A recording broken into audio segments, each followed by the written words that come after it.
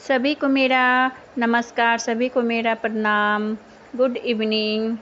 आज का जो हमारा टॉपिक होने वाला है वो हमारा होने वाला है attorney general of India, Bharat के महान्यायवादी, जिसे हम इंग्लिश में बोलते हैं attorney general of India. Who is the attorney general of India, यानी कि भारत के महान्यायवादी कौन होते हैं। तो इसका आज हम चर्चा करेंगे, विस्तार से वर्णन करेंगे। सबसे पहले हम देखेंगे ये जो हमारे अटॉर्नी जनरल होते हैं, इसे संविधान में कहाँ जगह दी गई है, इसे किस अनुच्छेद की तरह रखा गया है। तो यानी कि हमारे जो भारत के महान्यायवादी होते हैं उसे आर्टिकल 76 में रखा गया है।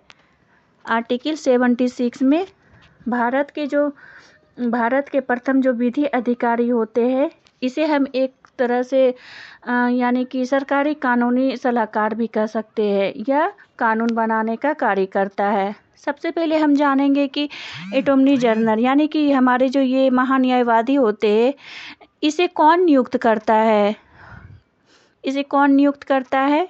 तो इसका जो नियुक्तिकर्ता होता है वो हमारे राष्ट्रपति महोदय जी होते हैं। महान्यायवादी को राष्ट्रपति नियुक्त करता है और इसका जो कार्यकाल होता है वो फिक्स नहीं होता है। जैसे राष्ट्रपति प्रधानमंत्री का 5 वर्ष रखा गया है, इनका कोई फिक्स नहीं रखा गया है। जब तक चाहे राष्ट्रपति इसे रख सकता है, यानी कि यह राष्ट्रपति के इच्छा अनुसार पद पर स्थिर रहता है।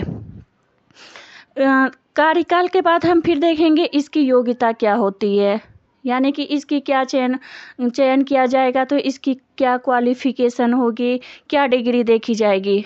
तो इसके तहत यह देखा जाएगा कि यह विधि क्षेत्र में विशेषज्ञ हो, यानी कि इसे लॉ की डिग्री प्राप्त हो, या फिर सुप्रीम कोर्ट के न्यायाधीश के समान डिग्री हो, यानी कि सुप्रीम कोर्ट के जो हमारे जज महोदय जी होते हैं उनके समान डिग्री हो, या फिर 5 वर्ष तक हाई कोर्ट के जज यानी न्यायाधीश के रूप में काम किया हो, यानी कि ये सुप्रीम कोर्ट के जज रहा हो या फिर हाई कोर्ट का जज के रूप में काम किया हो, या फिर 10 वर्ष तक किसी वकील के पद पर काम किया हो। तो ये होते हैं हमारे महान्यायवादी के क्वालिफिकेशन।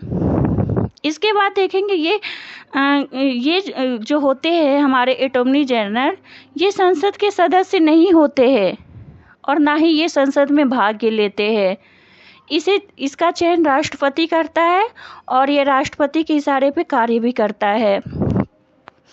महान्यायवादी संसद के बैठे में भाग ले सकता है, बोल सकता है और क्या कहता है, संसद जो बोले उसके इशारे पे ये कार्य करता है।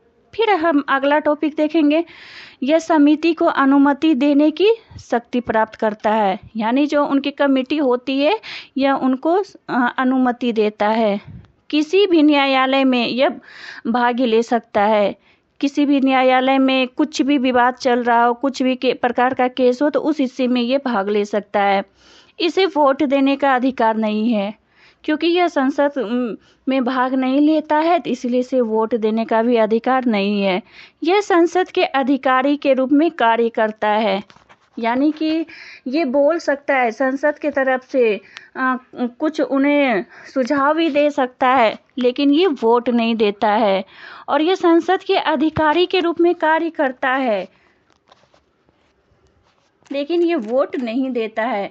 तो ये होते हैं हमारे भारत के अटॉर्नी जनरल की क्या क्वालिफिकेशन होती है, उनकी क्या नियुक्ति होती है, उनका किस प्रकार से चयन होता है और उसे क्या क्या अधिकार दिए गए हैं राष्ट्रपति की तरफ से। तो यानी कि ये सब जो इनका चयन होता है, इनका राष्ट्रपति से होता है।